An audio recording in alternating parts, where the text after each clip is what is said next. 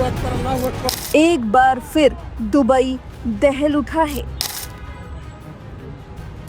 Dubai के आसमान में एक के बाद एक मिसाइलें और ड्रोन की बारिश हुई।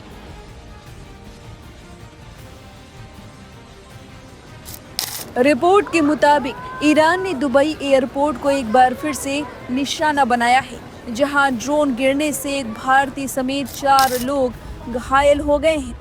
इतना ही नहीं, ईरान ने अपना अगला टारगेट भी सेट कर लिया है और खुल्लम खुल्ला बता दिया है कि हम मारेंगे, यहाँ मारेंगे, कहाँ मारेंगे वो भी बताया है। जी हाँ, ईरान बदले की आग में झुलस रहा है। किसी घायल शेर की तरह अकेला 8 देशों में हमला कर रहा है। अमेरिका और इजराइल को दांतों तले चने चबवा रहा है। इन 8 देशों पर ईरान इसलिए हमला कर रहा है क्योंकि उन्होंने अमेरिका को अपनी जमीन ईरान पर हमला करने के लिए दी। अमेरिका ने इन्हीं देशों में अपने सैन्य बेस से हमला किया। इनमें से एक शामिल था यूएई, जिसने बेस तो नहीं दिया लेकिन अमेरिका का साथ कई मामलों में दिया।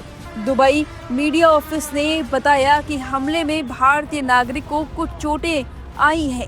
दुबई इंटरनेशनल एयरपोर्ट के पास हुए हमले में भारतीय नागरिक के अलावा घाना के 2 नागरिक और एक बांग्लादेशी नागरिक भी घायल हुए हैं।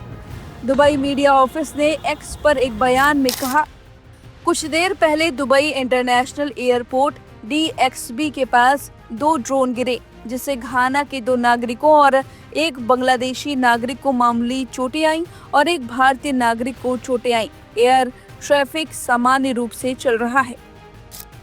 हालांकि ड्रोन गिरने से कितना नुकसान पहुंचा ये स्पष्ट नहीं हो सका है।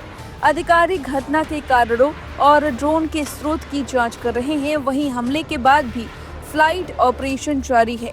आपको बता दें कि Dubai international airport international travel के लिए दुनिया का सबसे व्यस्त हब है।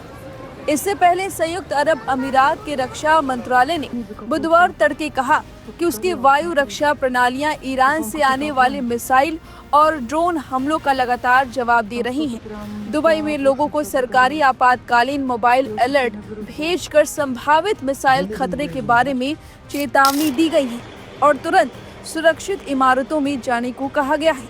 हालांकि बाद में अधिकारियों ने स्थिति में सुधार होने पर चेतावनी वापस ले ली। वहीं यूएई के रक्षा मंत्रालय ने मंगलवार को कहा कि उसकी वायु रक्षा प्रणाली सतर्क है और सहयोगियों के साथ तालमेल से और स्थिति मजबूत हुई है। वहीं मंत्रालय ने बताया कि पिछले 11 दिनों में 1475 ड्रोन और 270 मिसाइल हमले हुए, जिनमें से अधिकतर को निष्क्रिय कर दिया गया है। ईरान ने बैंकों को निशाना बनाने की दी चेतावनी। इस बीच ईरान ने एक बड़ी चेतावनी जारी करते हुए कहा कि वह क्षेत्र में स्थित अमेरिका और इजराइल से जुड़े आर्थिक केंद्रों, बैंकों और गूगल और माइक्रोसॉफ्ट जैसी अमेरिकी कंपनियों को भी निशाना बना सकता है। यह बयान कथित तौर पर एक ईरानी बैंक पर हुए हमले की प्रतिक्रिया में सामने आया। ईरान में रेवोल्यूशनरी गार्ड से संबंध खत्म अल अंबिया मुख्यालय के प्रवक्ता ने स्पष्ट किया कि एक ईरानी बैंक पर हुए हमले के बाद अब दुश्मन के वित्तीय संस्थान उनके निशाने पर हैं।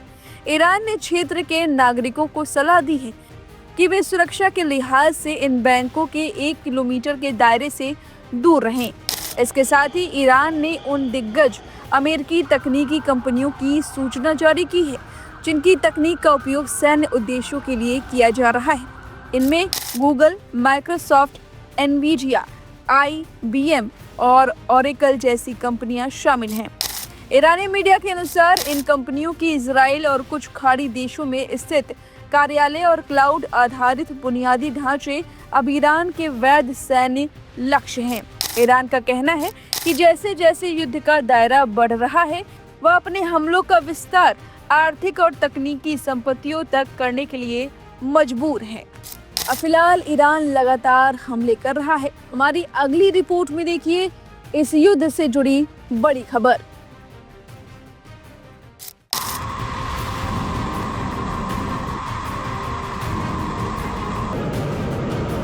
मिडिल ईस्ट में जारी जंग को पूरे 12 दिन हो चुके हैं और इसी बीच एक ऐसी धमकी सामने आई जिसने पूरी दुनिया की चिंता बढ़ा दी है।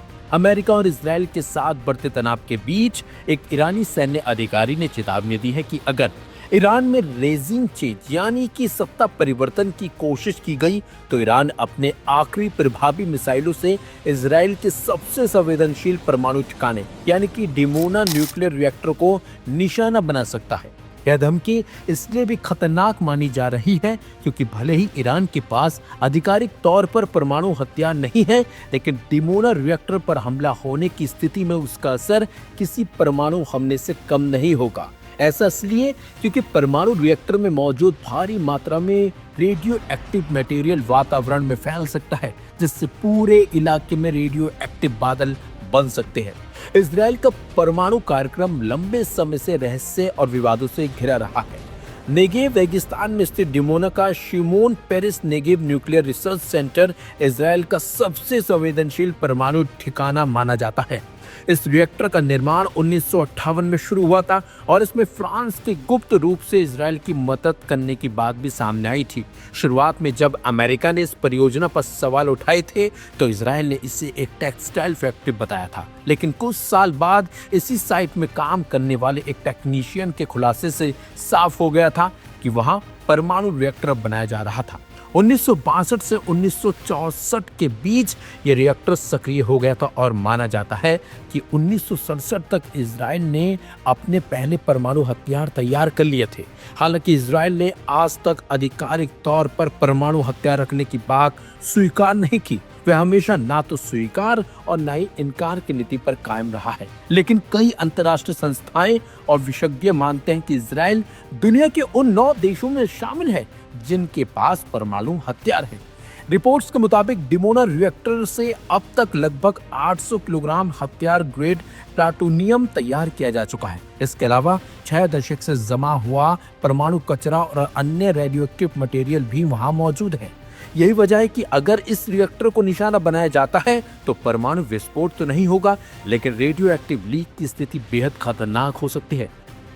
विशेषज्ञों के मुताबिक अगर डिमोना पर हमला हुआ तो रेडियो एक्टिव धुआं पहले डिमोना शहर और फिर इजराइल के बड़े हिस्से को अपनी चपेट में ले सकता है।